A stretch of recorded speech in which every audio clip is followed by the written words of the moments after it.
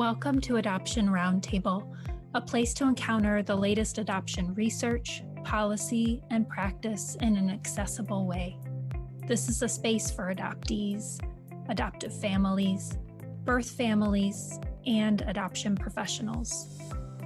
I'm Dr. Emily Helder, a clinical psychologist, researcher, and professor at Calvin University. I am also the co-editor of the Routledge Handbook of Adoption, along with Dr. Alicia Marr and Dr. Gretchen Roble. In Season 1 of Adoption Roundtable, we'll be having conversations with the authors of chapters in the Handbook of Adoption. They are top international scholars in a diversity of fields, and together we'll talk about their work and what it means for understanding adoption. So welcome, I'm Dr. Emily Helder, and I'm here with Dr. Hal Grotevant, who holds the Rudd Family Foundation Chair in Psychology at the University of Massachusetts Amherst, where he is the founding director of the Rudd Adoption Research Program. His research focuses on relationships in adoptive families and on identity development in adolescents and young adults. It's resulted in over 150 articles and chapters, including one in the Routledge Handbook of Adoption entitled Open Adoption. So thanks so much, Hal, for being here. So your chapter really begins with a discussion of a shift that's happened in the US starting about 50 years ago, moving from more closed adoptions to open adoptions. And I wondered if you could just begin by taking us back in time a little bit and outlining some of the concerns that were initially expressed by folks who were more proponents of closed adoptions. What kind of intuitive concerns did they have about open adoptions before we really moved into that phase? Yeah.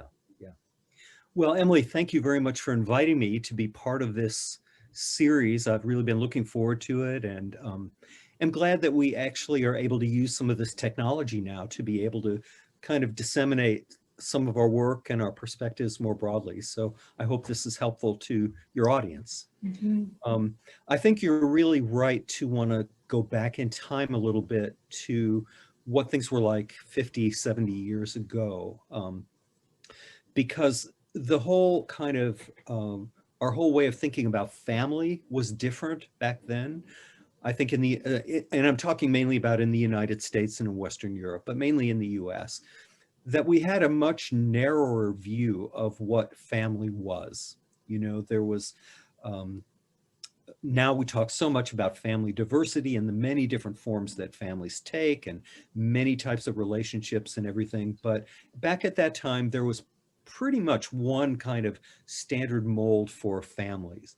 And there was a fair amount of stigma associated with not fitting that mold, you know? So part of that, for example, was, I mean, families did get divorced back then, but there was a huge amount of stigma and some shame associated with divorce and in being a single parent and so on.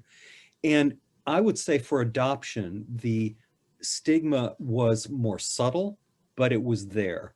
And I mean that in two ways. One way had to do with adoptive parents, because the assumption was that if you're married and you're going to have children, you can do that biologically, and that's kind of the typical way that you do that. You know, we call that a bionormative view of the family. For couples who couldn't do that, who were having issues with fertility and so on, there was a certain amount of shame associated with that they couldn't do kind of what they were supposed to be doing. And of course, the fertility treatments back then were not nearly as effective as they are now either. And so a lot of couples, if they wanted to build a family, they needed to do it through adoption because that was the main practical avenue that they could do. But you know, the understanding of adoption in broader society was not great. And it was also, I think, at least by these couples to some degree, considered like a second route to parenting. It wasn't kind of the best one. It was kind of the second place or something like that. So there was a certain amount of shame or stigma associated for adoptive parents. And you know, for every adopted child, there are birth parents. And there was, of course, shame and stigma associated with not being able to raise a child that you gave birth to, and feeling a need to place a child for adoption. So there was a lot of shame and stigma associated with that. So out of that kind of zeitgeist of stigma and a certain degree of shame and kind of not fitting in with the societal norms, um, rose a sense of kind of, it was beyond privacy, it was kind of secrecy. Like people didn't need to know about that, and that everyone would be better off by just kind of assuming that that wasn't the right way you were building your family, and you were just kind of a normal, typical family. And adoption agencies even kind of fed that narrative by a process they called matching. So let's say that a prospective adoptive couple went into an agency to talk about adopting a child. The worker at that agency would probably take a, you know, get a sense of what they look like. Are they tall? Are they short? Are they, is their physical appearance, and so on. And they would attempt to find a child who would match them phenotypically, almost in order for that child to kind of pass as a biological child of that couple. And so that whole matching process reinforced this idea, well, if you're having to pick a child that looks just like me, then there must be something wrong with this broader process. So all of that kind of, all of those kind of societal ideas kind of fed into this idea of shame and stigma. And then, so then people began realizing, especially after the human potential movements of the 1960s and the sexual revolution, and the idea that more reliable contraception was available and infertility treatments were better, and so on, people began realizing that there were more, you know, some perhaps broader ways to begin thinking about family, and so on. And there were, I won't say support groups, I would say advocacy groups, really, especially of adoptive persons and birth parents. And the birth parent groups, especially one called CUB, Concerned United Birth Parents, was supporting many of these women, mostly women, who felt that they had placed a baby for adoption, but they never knew where that child went. They didn't know what happened to them.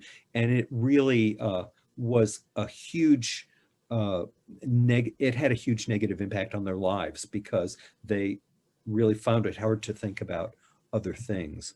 And so with all of those other forces at play, some of the people in social work began to think maybe it would be okay if it were possible for that birth mother to actually meet that child's adoptive family, you know, just so that they would feel reassured about who they were and feel some sense of maybe peace, or, you know, that, you know, and maybe they might even be able to have some contact over the years, just to get a birthday card or a picture once a year, just so that they know that their child is still alive and thriving. Because back in the bad old days, the birth parents did not know. They made a plan for their child, placed that baby, and then they never heard anything else. But so people were starting to experiment a little bit with this idea of contact. But immediately the red flags went up, you know, because people were concerned about the possible negative effects on the adopted children, the adopted parents, and the birth parents. So let me just kind of mention those. Yeah. So people were afraid that adopted children would be confused, because the idea, again, of the more traditional idea of family, it's like an ownership kind of model, that you could just belong to one family and that's it. And if there are any of these other people out there, kids are going to get confused about who their real parents are. So that was one concern that was raised about the children. The concern raised about adoptive parents was that they would forever feel that there are these birth parents kind of looking over their shoulder, and that they could never really be the child's full parent because there was always this other kind of second parent in the wings or something like that. And there were even stories about people who had bad dreams because they would fantasize about taking their adopted child to the mall, to the shopping mall, and that a birth parent might pop out from behind a potted palm, and take their baby back, and so there were real fears about that, based in part on negative stereotypes of birth parents that were kind of exacerbated by the media, really. And then there were also concerns raised on behalf of birth parents themselves, thinking that, well, if they can kind of have contact with their child, if they have information about them, then they'll never be able to kind of get on with their lives, and they'll never be able to kind of have a sense of bring that to closure and kind of move on. And that was at a time when the idea of dealing with loss was that you kind of work through it, you get over it, and you move on with your life. So those were some of the main concerns that were raised at that time. Yeah, well, thank you so much for outlining that. I want to move to how your research has focused on really investigating those concerns intuitively that people had expressed. So just to give folks a little bit of background, your work is with the Massachusetts Texas Adoption Research Program, or MTARP. You and colleagues have been following this group of adoptees and adoptive parents and birth and first parents for really the last 30 years, I think. You can correct me if I'm wrong on that. And I wondered how your findings in that study over that length of time period has really addressed some of those concerns that you've outlined. Yeah, thanks. Well, yes, we really did start on that project just at this kind of important time when some of these changes were being considered. In fact, we were invited to begin the study by the Vice President for Social Services at Lutheran Social Services in Central Texas, where they were beginning to actually explore some of these ideas about having contact. So then back at this time, so this is in the mid-1980s, so it's about 35 years ago, Ruth McRoy and I started working together. Ruth was on the social work faculty at the University of Texas at Austin, and I was on the faculty in human development there. I'm a developmental psychologist by training, and we started working together on this project really in order to see what might the consequences be of having contact or not having contact. And there are many details, and we have lots of articles and things that people can read about that, and I'm happy to provide, and the chapter actually gives a great overview of much of that. But just to kind of cut to the chase a bit about the concerns that people initially had, remember I said that they were concerned that children would be confused. And we found no evidence that children were confused.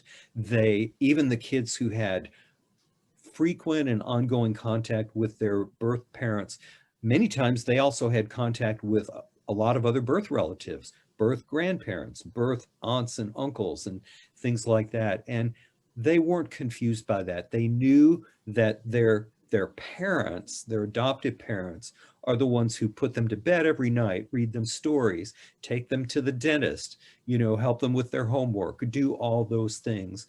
And these other people have important roles in their lives, but they're not their parents, So we definitely have found that kids are able to manage and think about multiple roles, just as in the literature on step parenting. People have found that children aren't confused about the difference between their custodial parent and their non-custodial parent or their step parent. Kids are able to understand different roles. So we've kind of been looking at that, and so that one seems to be kind of put to rest. The other one about the adoptive parents fearing that they aren't actually able to be the child's full parents. What we found was kind of interesting because actually the parents in the open adoptions were the least concerned about reclaiming or about their birth parent maybe coming back to take their kid back. They were the least concerned about it, partly because that was based on their actual relationship with the birth parents. So here, the birth parents and the adoptive parents have an actual relationship. They know each other. And, you know, in many cases, there was even a conversation, like a birth mother might say to the adoptive mom, you know, I'm not going to be trying to take my child back because I entrusted them to you. You know, I felt that I was not able to provide the kind of home that I wanted. And so that's why I've entrusted them to you.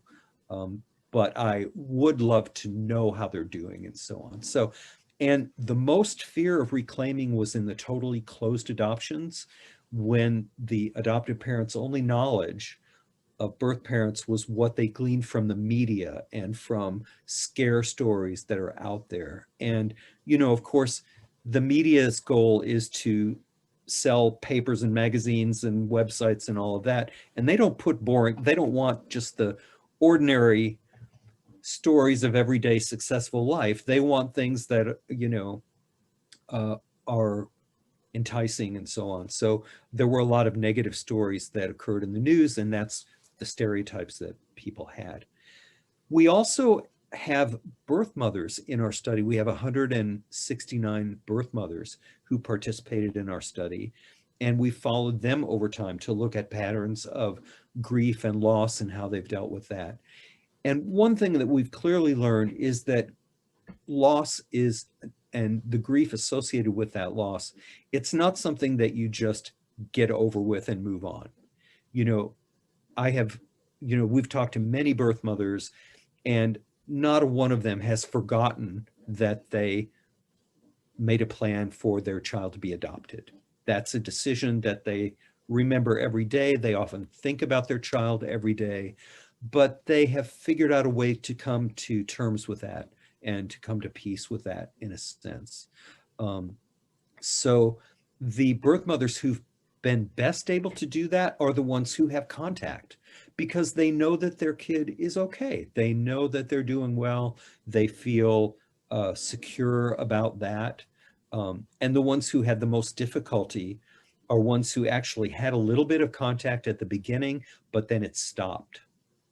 And that was really, really hard, because it's like they had some contact, but then it stopped, and now they don't know what's happening. They don't know what's going on. So over and above all the feelings they have of loss, then they have to deal with the anxiety of wondering, you know, what's happening for their child. So we've looked at many things in our project, but, you know, I think one thing that I can say is that these initial concerns about openness have really not come to bear in terms of the data that we've been able to collect over this 35-year period. Mm-hmm. So valuable. As you think about these contact arrangements, really, it sounds like in reading your studies over the years that you do have that full spectrum represented, from really not much contact and a fairly closed adoption to open and regular contact with multiple members of the adoption network. So I'm curious, and I guess too, I'll add, you talk about how contact arrangements change over time. So I'm wondering if you've discovered any predictors, any factors that seem to be related to, you know, which trajectory of contact, you know, an adoption network is going to follow. Mm-hmm. Yeah, well, that's a great question. And there are, you know, a couple things going on. I think one thing that I would start with is kind of thinking about what is the adoptive parents, or how do the adoptive parents think about the meaning of adoption and the meaning of family. You know, for some of our families with the closed adoptions, their model of family was that more kind of constrained model that I talked about at the beginning. And it really doesn't have a place in it for thinking more broadly about other, key figures such as birth relatives or birth parents. So part of it is how they think about that. And I think in terms of kind of predicting what might move one family versus another in a particular direction, part of it has to do with the kind of socialization that they got from the agency that they worked with. So we did find that when a couple wants to adopt a child, and especially during the day when we were doing our work, starting our work in the late 70s and early 80s, at that point, they didn't know very much about what the options might be in terms of open adoption. So they would go to an agency, sometimes an agency they literally found in the yellow pages of the phone book. I don't even think there are yellow pages anymore. But, they Right. would go through the yellow pages and, here would be an adoption agency, and they would just inquire. And that was their concern, was getting a child, And so depending on the philosophy of that agency, some of them were more oriented toward encouraging and supporting contact, and others of them were more traditional and supporting more closed adoptions. So that was one factor that kind of got things launched. But also around that time, there was much more discussion and much more emphasis and interest nationally in what this might look like. And the idea that people began thinking about was maybe this contact is really in the best interest of our child. I think honestly, a lot of adoptive parents would not necessarily be seeking contact with their child's birth relatives if just for its own sake. I think that the people who seek that out sincerely do it because they believe that ultimately it will be in the best interest of their child to know more about their birth relatives, to have some kind of contact, because those kids, as they grow up, they will have questions. Yeah. And so having the actual people available, will help them answer those questions. So I think so your question was about the things that kind of move people along in one direction or another. So part of it is the agency, part of it is the kind of ideas at the time. But the other thing is about interpersonal relationships, because open adoption arrangements are each unique. Each one is individual, and it involves bringing strangers together around this really intimate idea of family, and it means that the people involved, the adults involved especially, need to be able to figure out how to enter into this dance. I kind of think of it as like a relationship dance, and we developed a whole model around this we called emotional distance regulation. It's like when you meet somebody new, like let's say you meet somebody, you're starting a new job, or there's a marriage in the family and there are a bunch of new relatives or something like that, or you move into a new neighborhood. You first kind of meet some new people, and like I think it's just natural that some of them, it's like you might think, wow, this person could be really great. I'd like to get to know them better. We might be able to have a really nice relationship. And other people you meet would be like, okay, well, I'm glad to know that they're around, but that's okay, that's enough. Sure. And so there's this ongoing process of building a relationship, and it has to do with building trust, with using communication, with being flexible, and all of those things. So I think the families that were most successful in really moving toward a broader kind of open adoption arrangement over time were the ones who not only believed it was in the best interest of the child, but also had those skills like communication skills, and they kind of had the flexibility. They were willing to say, gee, we invited you to come for Thanksgiving and you declined because you had to go somewhere else. In some families that might be like, okay, that's it. But in this case, they might say, I understand that. Why don't you go there on Thursday and then come over to our house on Saturday? Sure. So a little bit of creativity and flexibility. So there are a number of ingredients, but I think those are some of the factors. Yeah, a lot of the work of the MTARP study was in the context of domestic adoption. And so one thing that is included in your chapter for the Rutledge Handbook is also a review of some research on in adoption in other contexts. So child welfare adoption or international adoption. And I was just curious how you see some of the research on openness and contact in those contexts comparing with what you found in your own studies. What's similar, what's different? Yeah, yeah. Well, I think there are some similarities for sure, but I think both adoption from the child welfare system and international adoption add several layers to it. So from the child welfare system, and I think this is a really important piece for future work as well, partly because that is the segment of the adoption population in the United States that is growing. So there are more kids being placed from the child welfare system. I think the main concern, well, there are a couple things there. In our study and in most of the domestic infant adoptions, those children are infants. They are very young. The average age of children being adopted from foster care is in kind of middle childhood, 6 years of age or older. And so it's not that they don't know their birth families. They know their birth families. They live with their birth families. They know all of those people. And yet they're taken away from them. So it's a whole kind of different dynamic. And I think like in our state, it's called DCF, the Department of Children and Families, but the state agencies that deal with this, I believe, really are working to try to make contact possible and work. But one of the issues is safety of the child because the children were removed from their families, typically because of maltreatment. And you certainly don't want to put a child back into a family where they will be re-traumatized in any way. But sometimes sometimes it's not possible for that child to have contact with, say, their birth father or their birth mother. But maybe there are loving birth grandparents or birth aunts or uncles or siblings who care a lot about that child and want to have contact and can do that in a positive way. So I think finding the way to manage the contact in a way that provides safety for the child is a really key piece.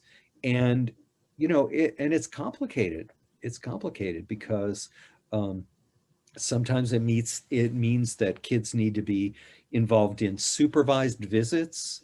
And often when I hear what those children say, it's like they don't particularly like them because they're very artificial. Sometimes they're meeting in the office of a social worker with no windows and maybe just one or two toys. And it's like, well, what am I doing? This is not what we would be doing if I were home. Mm-hmm. So there is a lot of interest, I think, in trying to figure out how to make that work. One of my colleagues who's doing excellent work in that area is Beth Neal from the University of East Anglia, and I know you've interviewed her as well, and she has a chapter in the handbook as well. So her work is really good in that area. But many of the same principles about communicative openness and about flexibility and many of those kind of things apply as well. So I think that's going to be certainly a challenge, an ongoing challenge for the future.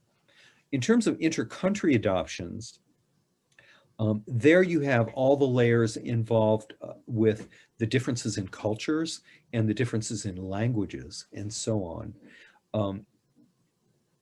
There is a lot of interest among adult adoptees from other countries in finding out more about their roots. Sometimes it's more finding out about their cultural heritage, their birth country, the birth culture, but sometimes it is in terms of finding birth relatives specifically. I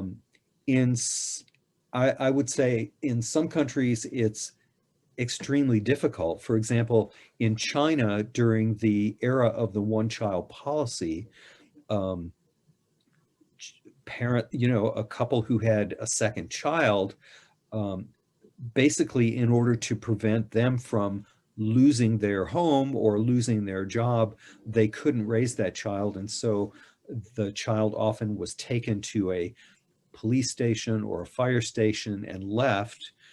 And there was no identifying information or no, so it's extremely difficult for those kids to find birth relatives. But in other countries, it's a little bit less difficult. Some countries like Korea actually facilitate that by having TV shows where, let's say, if you're a Korean adoptee from the US, you can go over there and be on a TV show and kind of talk about who you are and what you know about your past, and then they try to find birth relatives. But there are also concerns about how that works because in different cultures, there are differing degrees of stigma and shame associated with, you know, placing a child for adoption or with having a child out of wedlock. And sometimes the, say, birth mother has not told her husband or told other members of her family. So it's a very delicate kind of thing to work out. So that's another, so it's like both of them still have some of the same core issues, but other layers added on top. Yeah, yeah. Whenever people ask me about adoption, I always say adoption is complicated. That's kind of my quick tagline. So that's a good illustration of how that is. Yeah.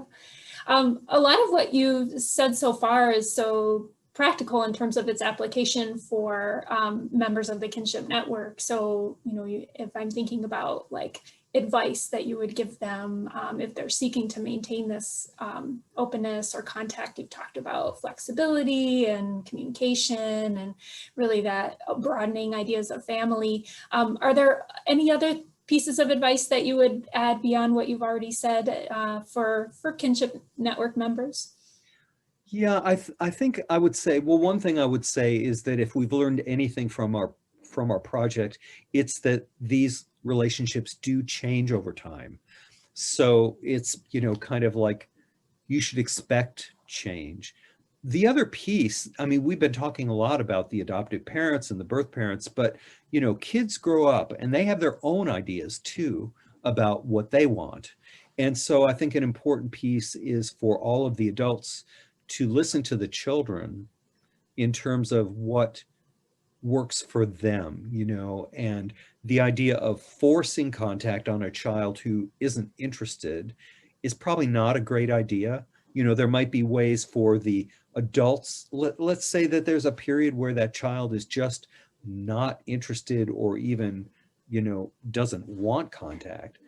But there may be ways for the adults to be maintaining contact and sharing pictures and sharing stories and things so that when the child is ready, then they can participate without feeling that it was kind of forced on them or something like that.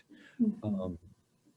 But it is kind of a lifelong process. And we're seeing, I mean, we're now following our young adults into adulthood as they're beginning to get married and have children of their own. And so, you know, then there are questions about, okay, now my birth mother is now a birth grandmother to my new child.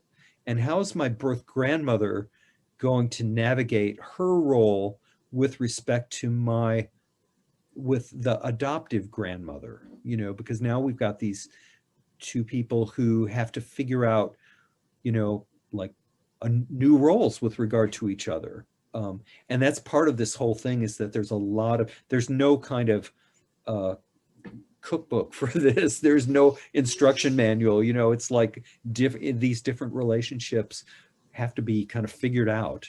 So that's the other piece of it. They have to be willing to do the work.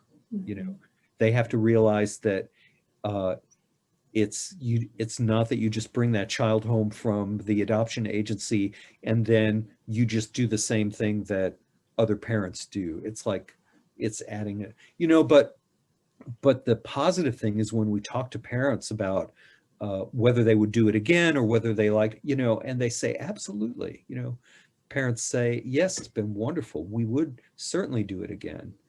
but it requires this additional attention.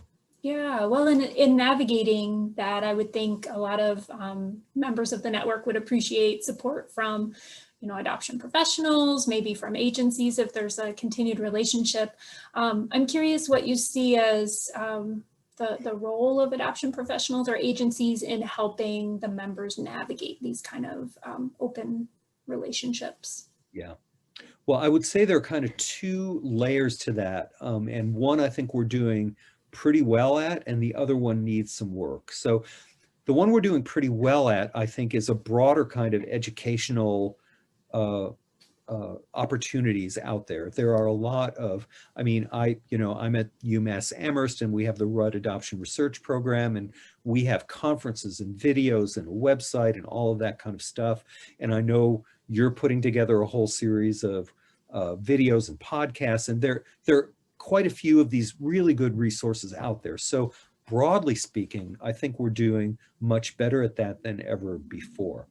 I think where it gets, where we can use more work is at the level of the individual family who might be in crisis at a particular time. Who can they turn to? For some of them, if they adopted through a private agency, the way adoptions are set up in the United States, these private agencies, sometimes they go out of business, sometimes they change their mission. So sometimes even the agency that they would normally be, their first call isn't even there. So finding those services is trickier. And the other thing that we are working on that I think is a work in progress is infusing the idea of adoption competence into kind of both mental health professionals and into child welfare professionals, because just because you have a degree in clinical psychology or a degree in social work or counseling or whatever doesn't necessarily mean that you've had any specific training in adoption and in the issues associated with that. So there is a national movement toward enhancing adoption competent training for these professionals. And that means that when parents do find somebody that has that training, they'll be more likely to provide good services. But the area, I would say this area of post-adoption services for individual families is that's an area that needs more attention for sure. Yeah, yeah. As your team, the MTARP team is considering sort of next steps and following now that the adoptees are in young adulthood, what kinds of future studies or research do you all have planned, especially as related to openness? Yeah.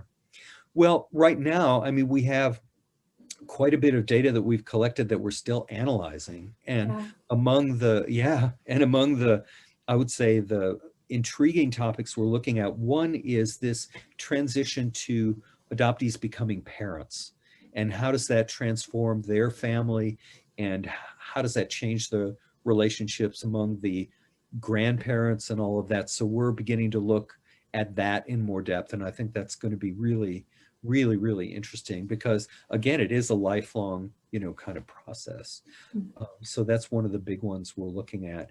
And we've also been looking at like identity development over time and what it means to be an adopted person and an adoptee.